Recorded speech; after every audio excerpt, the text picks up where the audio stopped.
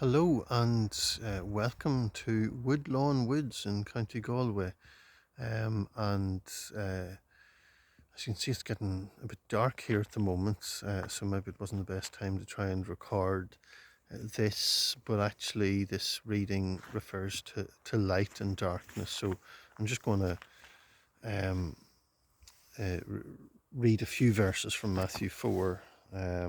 Also thinking about Prophet Isaiah from Isaiah 9, but Matthew 4, uh, this is just after Jesus had been baptized and had spent 40 days in the wilderness.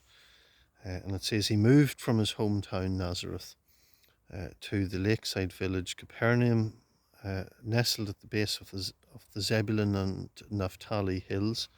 This move completed Isaiah's prophecy, and quote Isaiah: "Land of Zebulun, land of Naphtali, road to the sea over Jordan, Galilee, crossroads for the nations." People sitting out their lives in the dark saw a huge light.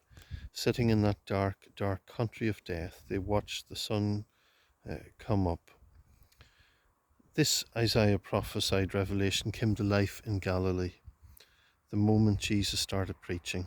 He picked up where John left off. Change your life. God's kingdom is here.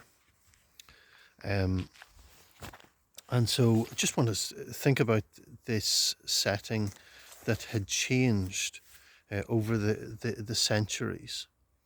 I suppose I'm standing in an area here where there's different woodland paths, which I will certainly come to again in better daylight than this. But actually, there's a bit of a history here, and these are beautiful paths, but there's a history of maybe darkness, you could say, where people, where there was divisions in society, and where there were the upper classes and that were distant from the majority working poor. And I've read just a couple of little stories in some of the signposts about here off that. That was a different era, different centuries, in fact, to now, and different things happening now. And maybe also there's abandoned buildings. Oh dear, somewhere out there. A bit of a bad time to try and point them out.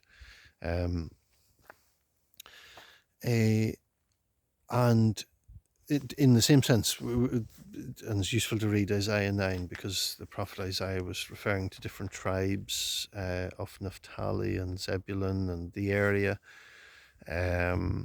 which is basically an area across from the River Jordan across to the Mediterranean Sea, I suppose near the Sea of Galilee across to the Mediterranean Sea.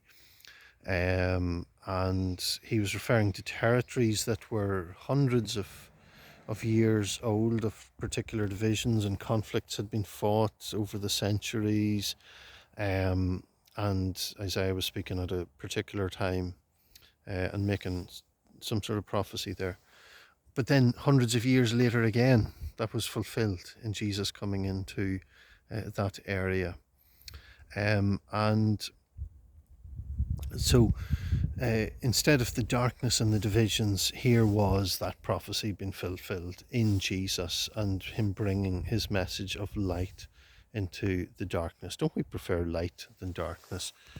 I'm trying to get as much light as I can here right now.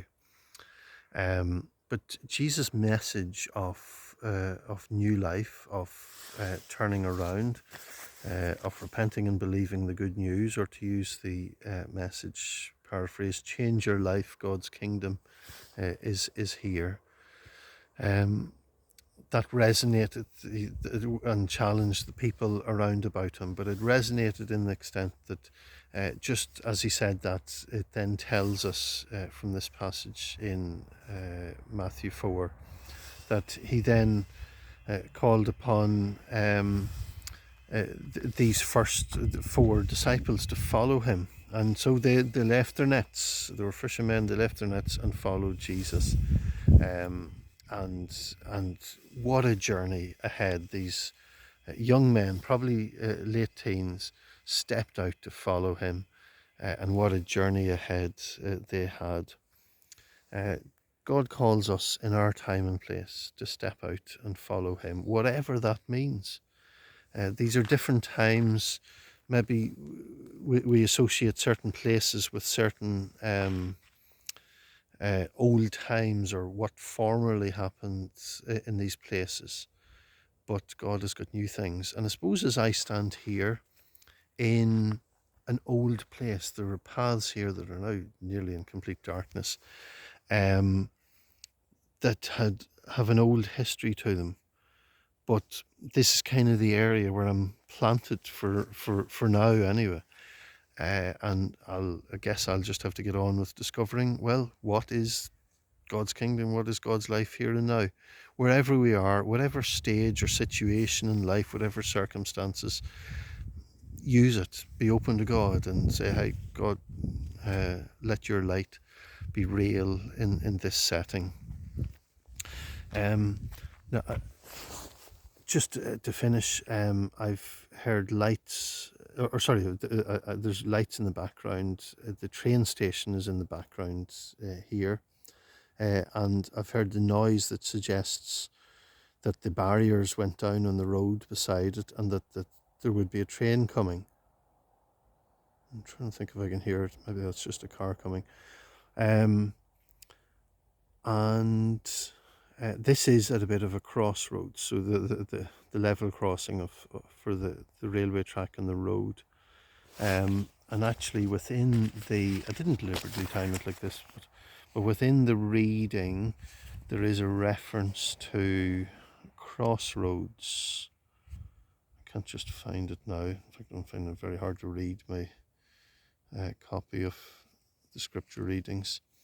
But anyway, it refers to the area that they were in, Naphtali, Zebulun, the area across from the Jordan, as a crossroads. People were coming and going, people were meeting there.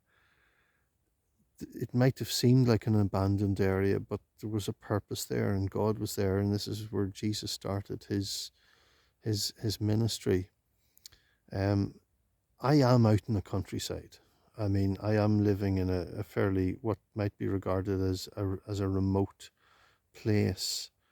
But actually, it's a bit of a crossroads. It's on the train route between Dublin and Galway City. And so I can just go down the road here and get the train into Galway City, or get the train to Dublin, I guess. So there are connections. Sometimes we may feel that we're in an abandoned place. We may feel we're out in the sticks, out sort of nowhere in life. Maybe not much going for us or whatever. But it actually, in the life of God's kingdom, it could be a place of connection. And here is that connection here. I've just come out to the road, and I didn't actually hear the train coming in, but there's a wee toot from the horn of it, so must be getting ready to go again. Oh yes, there we go.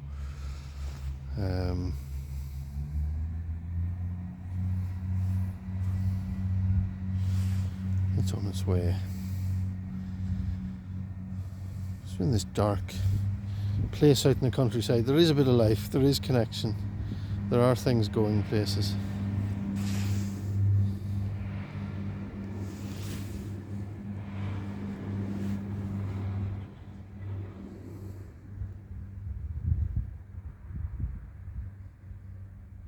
And the train is on its way. And the vehicles at the level crossing hopefully will soon be able to go on their way. I can't zoom in on this, but there it goes. Suppose I better get off this road before I'm run over by one of these cars. Okay, chat again.